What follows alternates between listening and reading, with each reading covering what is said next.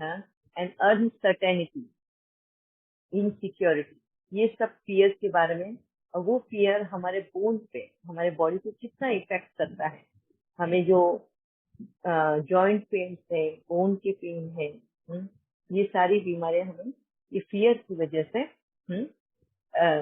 आती है। तो सबको ये सेल्फ चेकिंग करनी है कि ये अननोन फियर, किसको, हर एक के लिए अननोन फियर अलग अलग होगा, सबका सेम होगा ऐसा नहीं है। जो जिस दौर से गुजरता है वैसे वो फियर डेवलप होता है। जैसे फॉर एग्जाम्पल, अगर घर में किसी के मम्मी डैडी किसी बच्चे के खो गए हैं फ्रेंड सर्कल में या फैमिली मेंबर में, तो दूसरे बच्चे में अपने माँ बाप खोने का डर, वो एक अननोन फियर है, अनसर्टेनिटी। वो फियर बचपन से ही डेवलप होते जाता है।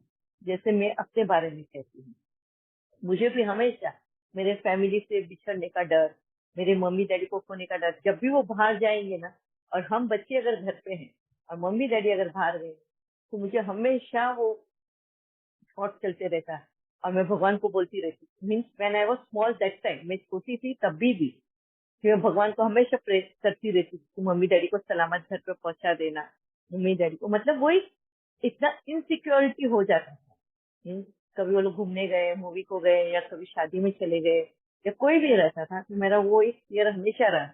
और ये फियर मेरे को कहीं ना कहीं सपने में डेवलप होता था, या कि सपने में, जैसे मैं एक ट्रेन में हम सब ट्रेवल कर रहे हैं और मैं एक गलत ट्रेन में चढ़ गई और मेरी ट्रेन ऑपोजिट डायरेक्शन में जा रही है और मेरी पूरी फैमिली एक डायरेक्शन में जा रही है।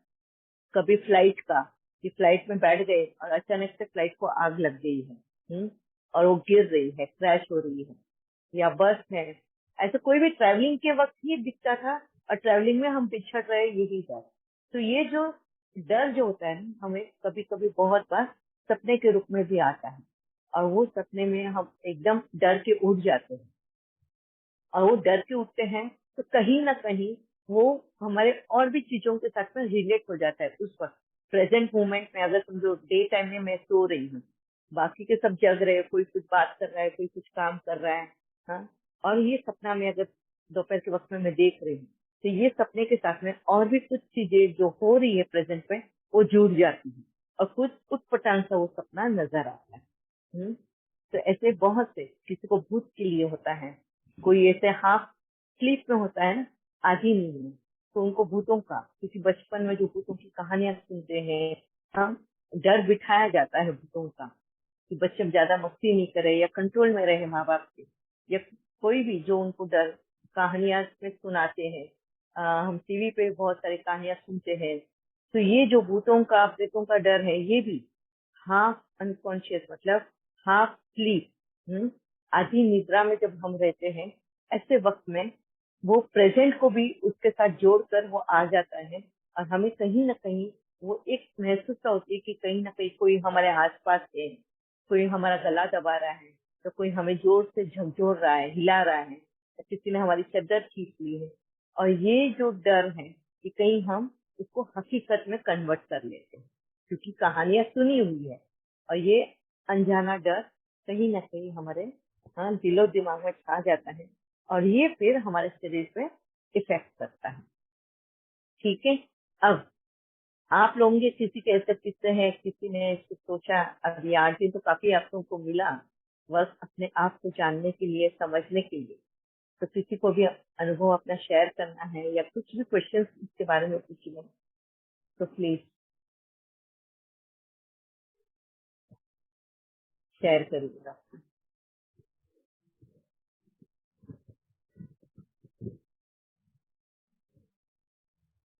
ओम नहीं है? शांति दीदी, ओम शांति। हाँ जी। हाँ दीदी, हाँ। ऐसे ना मुझे बहुत आते थे। जैसे मैं दिन में पूरा बिजी रहती थी, मेरा लाइफ पूरा बहुत बिजी जाता था। और जैसे हम्म, 8-9 बजे मुझे हल्का सा नींद आने लगता था, वो शाम की टाइम। हम्म, और काम, रात का डिनर भी बचा हुआ था कि आधा बना है आधा नहीं बना है, तो मन करता कि थोड़ा सो जाऊं, लेकिन मन में रहता था कि नहीं, वो काम बचा हुआ है। और इतने में थोड़ा नींद भी पकड़ लेता था। और आधी हम्म, नींद में मुझे ना लगता था कि मुझे कोई जगाए, मुझे कोई जगाए, ना जग पाती थी ना सो पाती थी, इतना बेचैनी हम्म, होता था।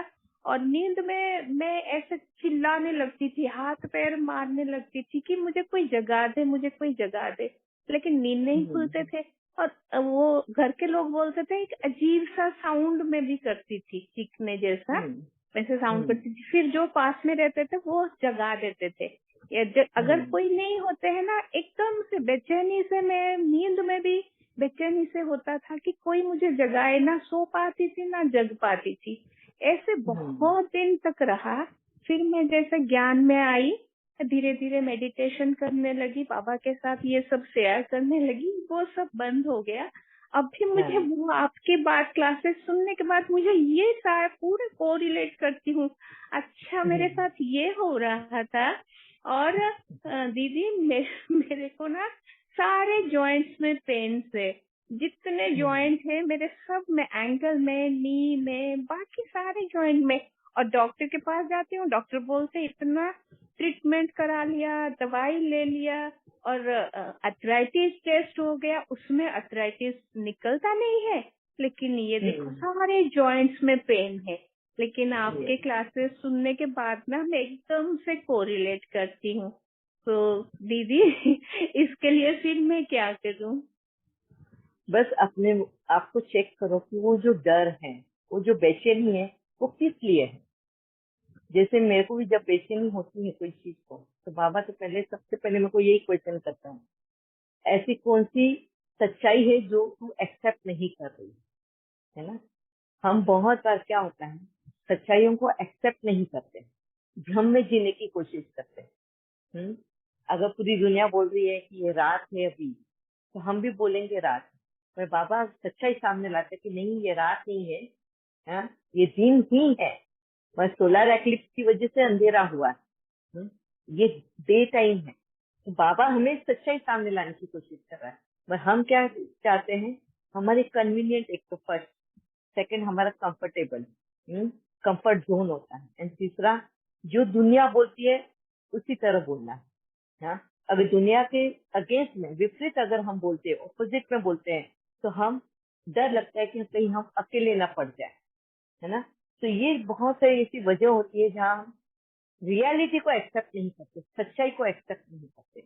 और ये जब सच्चाई को हम एक्सेप्ट नहीं करते, तो जैसे बाबा बोलता है ना, हम ओरिजिनल फॉर्म जो है ना आत्मा का, वो एकदम प्योर पवित्र है और सच्चा है। तो जब हम प्रेजेंट में रहकर सच्चाई नहीं एक्सेप्ट करते, तो हमारा जो पवित्र फॉर्म है ना, जिसको हम अंतरात्मा बोलते हैं, वो कॉन्फ्लिक्ट में आती है। वो बोलती है सच्चाई से कुछ जो दिख रहा है, तू अपने आप को जो इल्यूजन बना रही है, वो एक भ्रम से निकल और इस सच्चाई को एक्सेप्ट। तो ये दोनों में जो जो द्वंद्व युद्ध चलता है, जो वॉर चलता है, फाइट चलती है ना, ये चीज हमें रेस्टलेस करती है और बेचैन करती है। तो कभी भी जब भी तुम्हें बेचैनी लगे कोई भी चीज को, तो एकदम मन को शांत करके शांति से बैठो, फिर अपने आप से कनेक्ट करो, अपने आप से कनेक्ट करके, हाँ, ऐसे ऐसे क्वेश्चन पूछो कि ये वक्त पे मैंने ऐसे क्या बात सोची थी जिसकी वजह से मुझे बेचैनी हुई, हाँ, या सुबह में ऐसी कौन सी बात आई थी, या किसी के बारे में हम सुन लेते हैं, कभी न्यूज के बारे में सुन लेते हैं, कभी किसी के भी बारे में हम सुनते हैं, हाँ, या अपने ही पुराने ख्यालों में हम जाते हैं, तो वो, या कोई चीजें सामने हमें, हमारी पुरानी चीजें बाहर आती है, एल्बम देख लिया, तो वो कुछ ना यादें आती हैं, और ये यादें कहीं ना कहीं हम अधूरे में छोड़ देते हैं काम की वजह से। मगर ये जो यादें हम जो आधे संकल्प छोड़ते हैं ना, वो हमें बेचैन कर देते हैं। तो जब भी बेचैनी हो, शांति से बैठो और अपने आप को रिवाइंड करो, पीछे पीछे जाओ, और जहाँ कहीं पे तुम अटकते हो उस चीज को उठाओ, उसको पूछो कि क्या है सच्चाई, क्या ऐसी कौन सी सच्चाई है जो मैं फेस करने को डर रही हूँ। और देखो, आपको बाबा उसका आंसर देगा और आप उस सच्चाई को एक्सेप्ट करने की कोशिश करो। जैसे मैंने अभी आपको सबको मेरा अनुभव शेयर किया था, मेरा जब बेटा, हाँ, बैंगलोर से आ रहा था, कोई कुछ लिख के भेज रहा है, वेट करूँ क्या? ओम शांति दीदी, कोई ने रिटर्न किया, वॉइस इज नॉट क्लियर। मैंने रिटर्न किया, वॉइस इज बहुत अच्छा ही है, आपका कोड़ा क्लियर चेक करना, आपका क्लियर है। ओके। क्लियर से आ रहा है। हाँ, तो अभी रिसेंटली ही 2 महीने पहले की बात है, कि मैं बहुत बार जब न्यूज सुनती थी तो बस एक्सीडेंट के बारे में सुनती थी। तो बस को आग लग गई, बस खाई में गिर गई है। और मेरा बेटा बैंगलोर से यहाँ पे बस से ही ट्रेवल करता है, ऑलमोस्ट वो 14 आवर्स की जर्नी है। तो कहीं ना कहीं ये एक्सीडेंट में रिलेट कर रही थी मेरे बेटे के साथ में। और वो जब संकल्प आते थे ना, तो मैं मुझे नहीं, मुझे ऐसा सोचना ही नहीं है कि क्यों मैं ऐसे सोचूं कि मेरे बेटे की बस का भी एक्सीडेंट हो सकता है। तो इस डर को मैं दबा रही थी, ना फेस नहीं कर रही थी, मैं दबा रही थी और इग्नोर करने की कोशिश कर रही थी। और ये वजह था कि मेरे को फिर घुटने में पेन स्टार्ट हो गया। हाँ, नी पेन जो है वो स्टार्ट हो गया था मुझे। तो फिर ऐसे ही मैं बैठी बाबा के पास और मैंने पूछा बाबा को कि बाबा ये घुटने में क्यों मेरे को पेन स्टार्ट हुआ? आपने तो बोला था कि मेरे को तो अभी ये तकलीफें नहीं होगी, कि ये क्यों हो रही है? और यही वजह फिर बाबा ने मुझे बताया कि तू अपने आप को चेक कर पहले, कि तू ऐसी कौन सी सच्चाई है जो तू एक्सेप्ट नहीं कर रही है। फिर मैं जब बैठी और अपने आप को चेक कर रही थी, कौन सी चीज है जो मुझे इतनी रेस्टलेस कर रही है, बेचैन कर रही है। और जाके वो उसी बात पर जाके अटकी कि मेरा बेटा अभी ट्रैवल करके आया है, और पूरी रात उसको भी जगा रही थी मैं और खुद भी जग रही थी। वो चीज अटक के रह गई। तो बाबा ने यही कहा कि ये कुदरत का सिग्नल है, अगर तेरे पास वो न्यूज आई है तो उस सिग्नल को एक्सेप्ट कर पहले। हाँ, ये न्यूज को एक्सेप्ट कर कि ये सच्चाई है, ये कभी भी किसी के भी साथ हो सकता है। हाँ, और तेरे तक अगर न्यूज पहुंची है तो इसके सॉल्यूशन क्या है? इसके सॉल्यूशन क्या है, किस तरह हमको प्रिकॉशंस लेने हैं। तो उसके बारे में सोच। फिर मैंने देखा कि ये अगर बस को जैसे आग लगी तो बहुत लोग सोए हुए थे और सोने की वजह से उनको समझ में नहीं आया और काफी लोग जल गए। तो क्या करना है जब ट्रैवल करते हैं? तो पूरी तरह से सोना नहीं है, हाँ, घोड़े बेच के सोना नहीं है, अलर्ट रहकर सोना है। अलर्ट रहकर कैसे सोना होता है? तो बाबा ने एक अनुभव मुझे बताया कि जैसे मैं एनिमल प्लेनेट देखती हूँ, बाबा ने कहा देख बेटा, जंगलों में हर्बीवरस और कार्निवरस, मांसाहारी, हाँ, और दूसरा कौन सा होता है? हर्बीवरस को क्या बोलते हैं? हाँ, दोनों शाकाहारी। प्राणी शाकाहारी, मांसाहारी और शाकाहारी, हर्बीवरस और कार्निवरस, दोनों एनिमल्स साथ में रहते हैं। हाँ, तो हर्बीवरस शाकाहारी जानवर वो किस तरह अलर्ट रहकर सोते, नींद जरूरी है शरीर को, है ना, वो सोते भी है, वो कितना अलर्ट होकर सोते हैं कि अगर समझो रात के जो जानवर होते हैं जो रात के वक्त निकलते हैं तो वो तो खा सकते हैं, जैसे फॉर एग्जांपल सांप होते हैं, बिच्छू होते हैं, लोमड़ी होती है, ये जो है ये रात के, आउल से ईगल है, ये रात के जानवर हैं या पशु पक्षी है जो रात को निकलते हैं जानवरों को खाने के लिए। तो ऐसे इसमें भी वो रात को सोते हैं, वो कितनी जागरूक अवस्था में सोते हैं, नींद भी लेते हैं मगर अलर्ट होकर, थोड़ी भी सरसराहट हुई तो एकदम से आंख खोल के देखते हैं। हमारे पास पेट डॉग्स भी होते हैं, है ना, पालतू जानवर।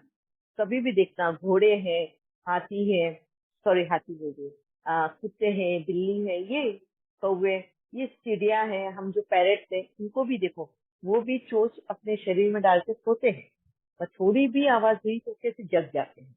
हाँ, तो बाबा ने उसकी प्रैक्टिस करनी होगी कि ऐसे ऐसे सोना है कि अगर तुम्हारे बाजू में कोई आगे खड़ा भी हो जाए तो तुमको पता होना चाहिए, मगर तुम्हारी साउंड स्लीप भी होनी चाहिए।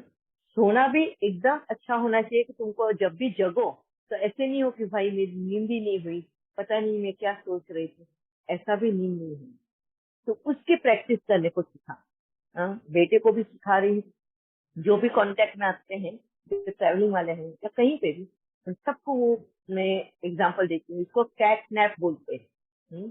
कैट नैप यानी जागरूक अवस्था में शरीर को सुलाना है, हाँ, और जागरूक अवस्था में, इस तरह से। तो ये एक सॉल्यूशन मुझे समझ में आया। और अपनी संभाल करते हुए दूसरों को भी संभाल करनी है, जो बाबा मुरली में बोलता है ना। तो वो इस तरह से, अगर समझो मैं ट्रैवल कर रही हूँ या बेटा ट्रैवल करता है तो बेटे को तो ये प्रैक्टिस करानी ही है, मैं हर दूसरों को तो नहीं कराई है बस में जो है। तो अपने आप को बचाते हुए दूसरों को भी बचाना है, तो ऐसे वक्त में सिर्फ अपने को ही नहीं, अपने विंडो से खुद ही मार रहे हैं ऐसा नहीं, दूसरों को भी आवाज देते हुए, दूसरों को हेल्प करते हुए अपने आप को बचाया। तो ये वाली प्रैक्टिसेस हमको करनी है। तो जब मैंने बाबा से ये शेयर किया, तब जाके मेरे मन को शांति आई। और दूसरा, इस सच्चाई को फेस करना कि यस, मेरे साथ भी ऐसा हो सकता है। हाँ, मेरे साथ में या मेरे परिवार के मेंबर्स के साथ में भी हो सकता है, और इसी सच्चाई को मुझे एक्सेप्ट करना है। जब ये एक्सेप्टेंस पावर मेरे अंदर आई, तो अपने आप ही वो डर जो मेरे अंदर था वो निकल गया, और घुटनों का पेन मेरा शांत हो गया। तो ये था मेरा वो अनुभव। जब हम कोई भी, जब हमारे शरीर हमें वो सिग्नल दे रहा है, जब भी हमारे थॉट्स में उथल पुथल होती है, हमारा शरीर तुरंत हमें सिग्नल देता है। कोई ना कोई, सबसे ज्यादा बड़ा सिग्नल होता है हमारा पेट, हमारा डाइजेशन पावर, डाइजेस्टिव सिस्टम जो होता है ना, सबसे पहले वो उथल पुथल होता है। दूसरा होता है बीपी, ब्लड प्रेशर का। हमारी धड़कनें बढ़ जाती है डर की वजह से। तो ये सारे सिग्नल्स हमारे बॉडी हमें देती है हमारे थॉट से रिलेटेड। हमारे थॉट में जो भी उथल पुथल हुआ, शरीर तुरंत बोलेगा देखो, चेक करो तुम क्या सोच रहे हो। क्योंकि तुम्हारी सोच मेरे ऊपर असर कर रही है, मेरे ऊपर, यानी शरीर ये बात बोलता है। ठीक है, यह शशिकला। जी दीदी, तो हाँ दीदी हाँ थोड़ा सा और बताती हूँ। तो ये जैसे ज्ञान में हम लोग आए, तभी ना भावना दीदी ना आप हमें मिले थे 4-5 साल पहले। तो वो ब्रह्मचारी को लेके, और जैसे सेंटर में कुछ देना है तो घर में छिपा के देना। हाँ और जैसे सेवा में चली जाती थी, गाड़ी है तो दीदी लोगों को सेवा चाहिए तो मुझे बुलाते थे, और मैं तभी घर में ऐसे ही, यहीं से बस मार्केट से आ रही हूँ ऐसे बोल के निकल जाती थी। लेकिन अंदर ही अंदर मन को खाए जा रहा था कि ये मैं क्या कर रही हूँ बाबा। लेकिन दीदी लोग बोलते थे कोई नहीं, युक्ति से चलता है। और किसी के हाथ से जो खाने वाला, वो भी कि किसी के हाथ से नहीं खाना। तो ये सब ना हम लोग करते तो थे, पर थोड़ा सा ये लगता था कि कैसे मैं मना कर दूं। मेरे हस्बैंड ब्लाइंड है, मैं बाहर गई हूँ काम से, अगर वो इतने प्यार से खाना बना के रखे हैं, मैं मुंह पे कैसे बोल दूं कि आपके हाथ से नहीं खाना।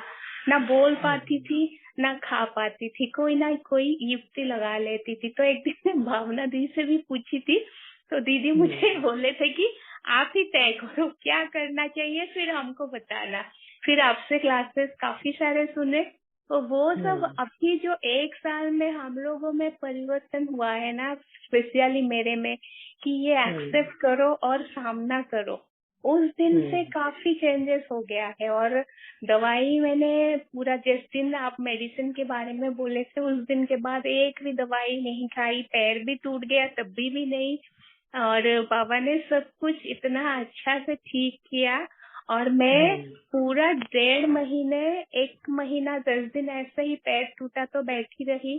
और मम्मी, आपको एक ये बात शेयर भी की थी, मम्मी 75 इयर्स की है वो, और मेरे हस्बैंड जो ब्लाइंड है, वो सब मिलके खाना बनाते थे। और दीदी मैंने पूरा खाया, और मेरे स्थिति में कोई भी चेंजेस नहीं था। और उसी समय मैं जैसे बैठी थी, बाबा का इतने सारे लिटरेचर सुनना, और भावना दी का क्लास, आपके क्लास, सारे कुछ इतने अच्छे से अटेंड करती थी कि मुझे लगा बाबा तो मुझे ग्रेस पीरियड दे दिए कि बैठ के ये सब सुनो। तो हमारे अंदर ये जो छोटे छोटे चीज था ना, कि ये करना, ब्राह्मणों को ये करना, उसके वजह से एक भार भी हम लेके चलते थे। तो अभी वो भार इतना हम लोग हल्का, बिल्कुल हल्कापन हो गया है। तो और वही पीरियड है दीदी, जैसे आप बोलते हो ना, वही 4 साल में मेरा ये पेन सब शुरू हुआ है। तो अभी दीदी ठीक है, फिर हम लोग एक्सेप्ट तो कर रहे हैं, तो धीरे धीरे बाबा भी सारा ठीक ये हो ही जाएगा। थैंक यू दीदी, thank you so much. Bhavna दी को भी बहुत बहुत धन्यवाद। थैंक यू दीदी, थैंक यू बाबा। Thank you very much Mamta ben, आपने शेयर किए अपने अनुभव।